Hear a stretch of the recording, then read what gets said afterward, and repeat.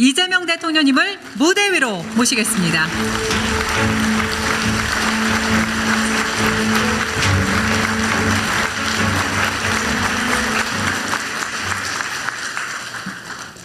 네, 준비한 말씀을 드리기 전에 한두 가지 제가 말씀을 먼저 드리겠습니다. 우리 강기정 시장님 그리고 김영록 지사님 이번 선거는 좀 그렇게 되긴 했는데 정말 고생하셨습니다. 우리 두 분께서 이 전남 광주 통합에 결단을 해주셨습니다. 이거 쉽게 할 수 있는 거 아닙니다. 공직자, 선출직 공직자들이 자신의 당선 확률을 절반으로 줄인다고 하는 결단 쉽지 않습니다. 실제로 행정구역 통합이 잘 안 되는 이유는 사실 정치적 요소가 가장 많죠. 그런데 전남 광주의 새로운 가능성을 위해서 과감하게 통합의 결단을 해주신 대한민국의 지방자치 역사를 새로 써주신 우리 두 분께 박수 한번 드리고 싶습니다.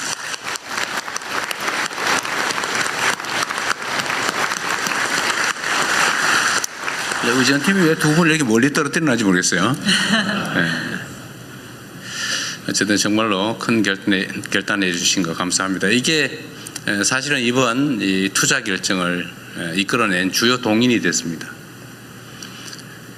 지금 이 입지 선정 관련해서 여러 가지 이제 반론들 이견들이 있는데 분명한 건 그렇습니다. 이게 경제적 그 원리에 따른 것이라는 겁니다.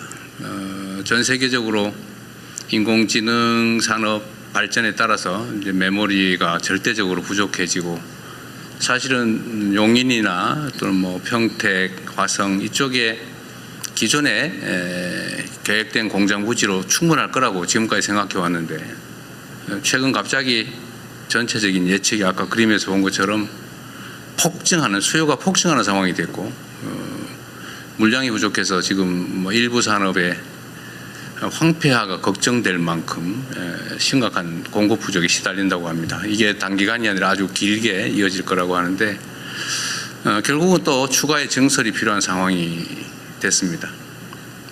그런데 지금 수도권은 기존의 모든 자원들이 부족해지고 과밀해졌지만 특히 용수 부분, 물 부분이 또 전력 부분이 해결이 불가능한 상황으로 이미 진입했습니다. 기존의 전력망, 송배전망으로는 도저히 추가의 전력을 공급받을 수 없는 상황이 됐습니다. 그렇다고 거기에 핵발전소를 지을 수도 없고 또 용수 문제도 심각하죠. 사실은 한강 수계나 이게 지금 생활용수와 겨우 맞춰서 거의 극대치까지 맞춰서 겨우 그 공급을 마치고 있는 상황이라 추가의 증설은 용수와 전력 문제 때문에 불가능한 상황에 우리가 다다랐습니다. 근데 이 슬픈 역사가 또 새로운 기회가 된 측면이 있습니다. 용수, 전력, 용지, 인프라 이거 포함해서 호남 지역, 특히 광주, 전남 지역이 이 문제들을 해결할 수 있는 유일한 지역이 됐습니다. 우리 엠코는 그걸 알고 미리 30년 전에 와 있었던 것 같은데 전력은 앞으로는 재생에너지가 더 중요해지게 되겠죠.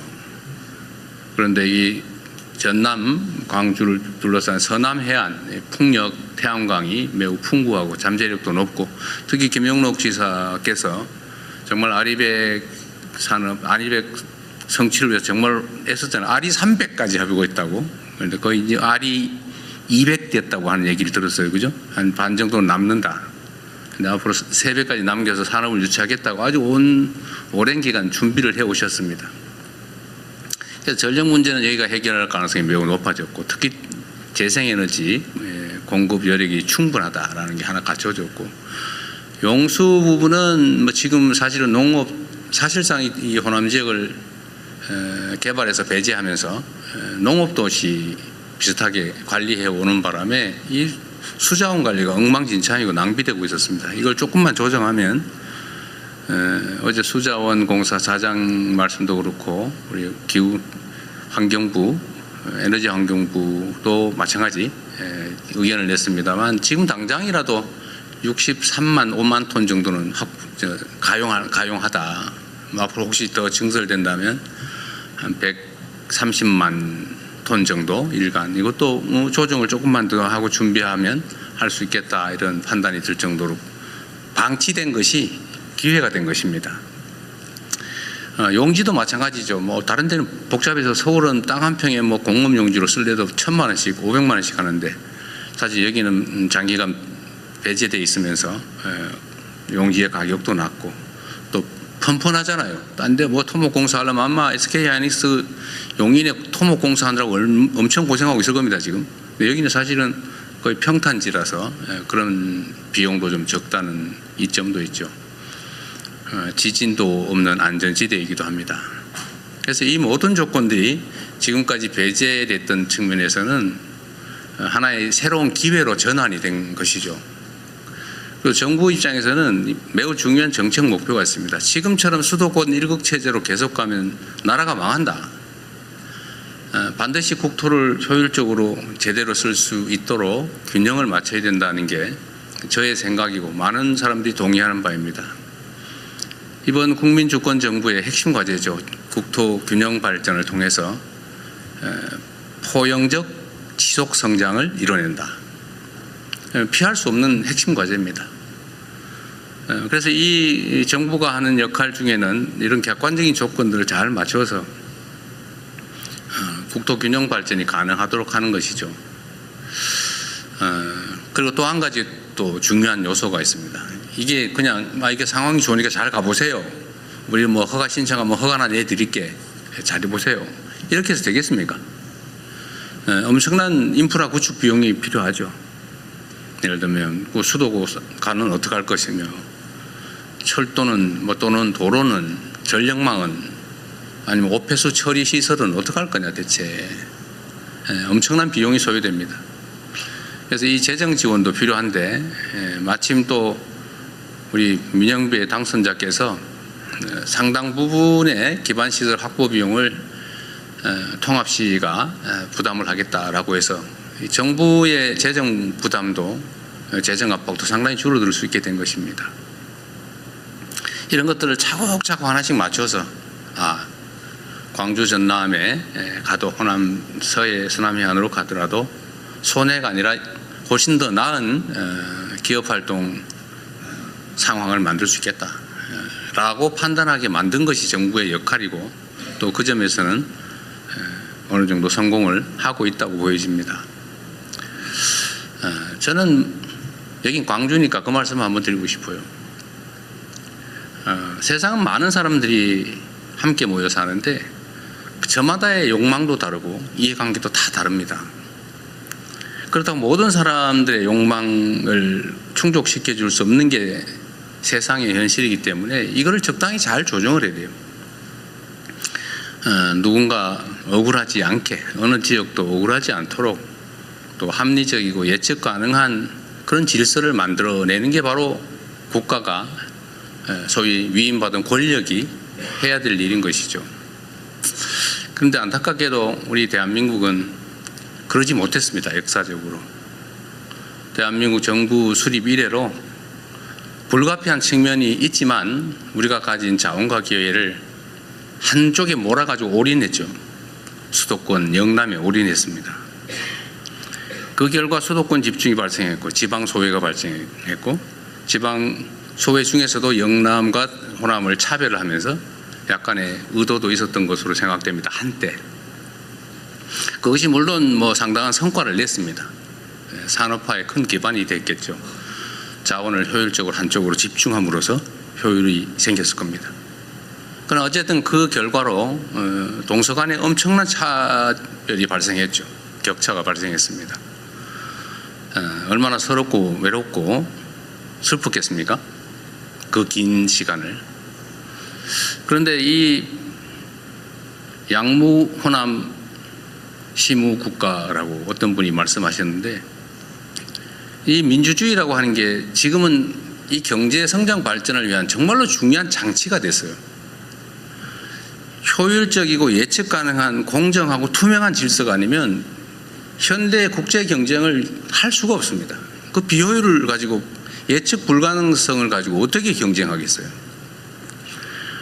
이 민주주의라고 하는 걸 만들고 또 지켜오고 또 지금의 이 세계가 부러워하는 모범적 민주국가로 발돋움하게 된 것은 많은 우리 국민들의 노력의 결과이긴 하지만 그 중에서도 호남의 노력이 매우 컸다 이렇게 생각합니다. 배제되고 서럽고 소외됐지만 그럼에도 불구하고 민주주의를 지켜왔죠.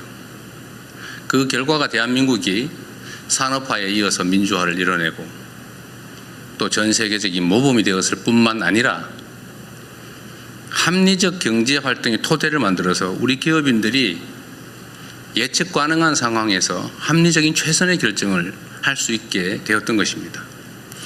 저는 이게 우연이 아니라 대한민국의 우리 국민들의 이 위대한 DNA가 우리 기업들이 합리적으로 경쟁하고 최선을 다하고 국가적인 또 국제적인 경쟁력을 갖게 된 하나의 원인이라고 생각합니다. 물론 그 핵심은 우리 당사자들의 노력이겠죠. 그러나 그 토대에는 우리의 민주주의적인 DNA 또 민주주의를 위한 치열한 투쟁의 결과가 있었다 이렇게 생각합니다. 다행스럽게도 이제 그 서름을 조금이나 벗어날 수 있는 기회가 생긴 거예요. 이게 전부를 완전히 균형을 맞출 수는 없겠지만 소외와 배제, 슬픔과 억울함을 조금이라도 만회하고 동서가 또는 수도권과 지방이 균형 성장하는 첫 출발이 될 것 같습니다. 이게 저는 오늘 이 정책 발표를 하면서 제가 느끼는 소회입니다.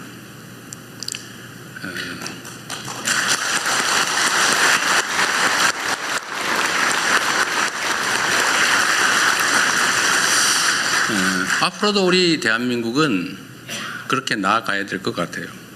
서로 존중하고 공정하게 예측 가능한 사회에서 누구나 자신의 역량과 자질을 발휘할 수 있도록 만들어내는 것. 그게 정부의 역할이라고 생각합니다.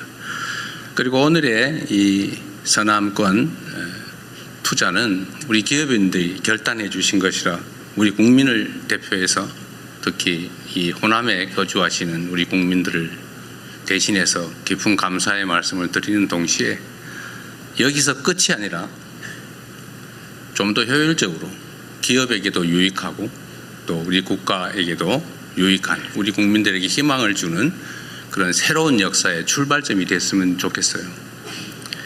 여러분의 결단이 정말 큰 도움이 될 것으로 생각됩니다. 이거 많이 준비한 게 있는데 이거 못해야 생각이 될 것 같아요. 이거는 제가 준비한 축사는 우리 언론인 여러분들은 서면으로 제공할 테니까 참고하시기 바랍니다. 저는 정말로 기쁩니다. 저는 이제 민주당 소속의 정치인으로서 이제 대통령이 되었습니다. 그리고 대통령으로서 대한민국 모두를 위한 국가 정책을 기획하고 집행하는 또 그를 지휘하는 위치에 있습니다. 저는 전체를 지향해야 된다고 생각합니다. 물론 제가 가지고 있는 기본적인 가치나 이상 어떤 열망, 열정 이런 걸 포기하지는 않습니다.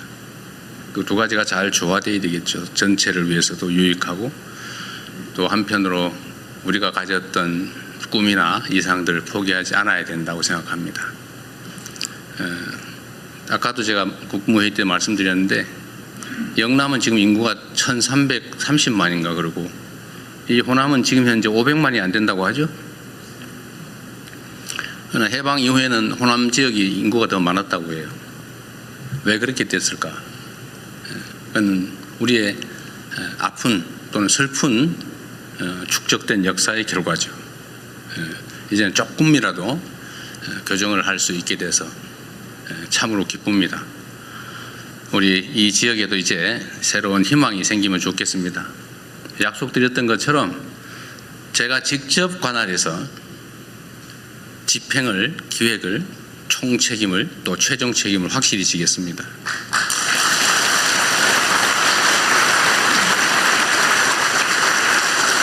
그리고 제가 우리 이건희 이재용 회장님 그리고 우리 SK의 최 회장님한테도 제가 이런 약속을 미리 받았어요. 원래는 순서대로 할 생각이었던 것 같아요. 용연 다 끝내고 그 다음 단계로 얘기를 하시려고 했던 것 같아서 그건 뭐 기본적으로는 그렇게 하시겠지만 지금 수요가 너무 폭증하니까 동시에 추진합시다 이렇게 말씀을 드려서 동의하셨죠?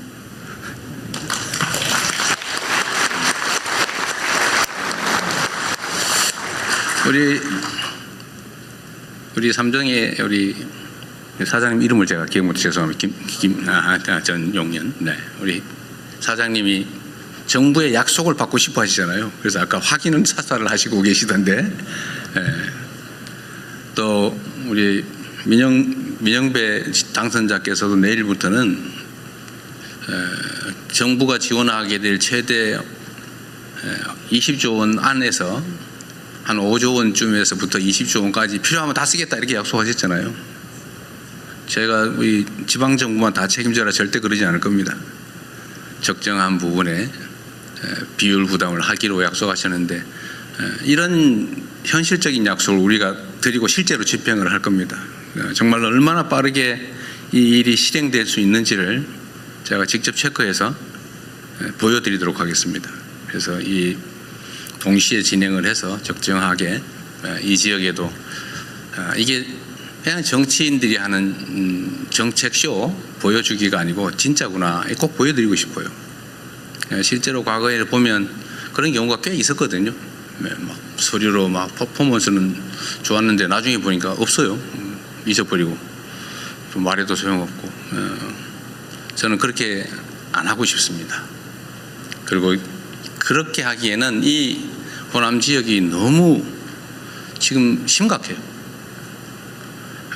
그래서 동시에 진행하도록 하고 어쨌든 정부에서 재정 지원이든지 인프라 구축이든지 거주 교육 뭐 여건이든지 문화 뭐 보건 여건이든지 최대로 잘 만들어내겠습니다.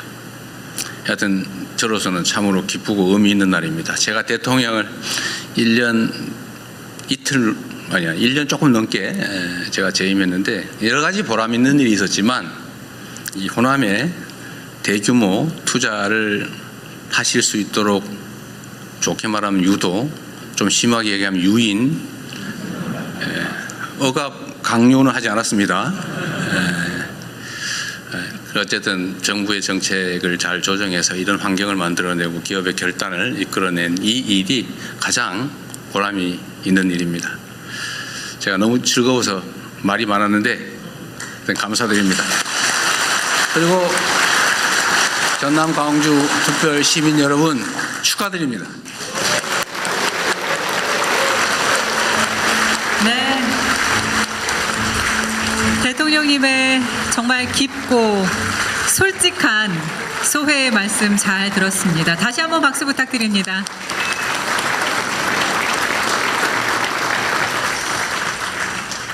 정부와 기업, 지방정부의 긴밀하고도 단단한 협력의 모습 정말 아름답습니다. 앞으로의 대한민국의 미래가 정말 기대가 됩니다. 네, 저희가 오늘 행사에 대한 참석자들의 의견을 듣는 시간도 마련을 했거든요. 대표로 두 분의 이야기를 들어보도록 하겠습니다. 먼저 지역 경제계를 대표해서 광주 상공회의소 한상원 회장님의 말씀을 듣겠습니다. 회장님을 무대 위로 모시겠습니다. 이재명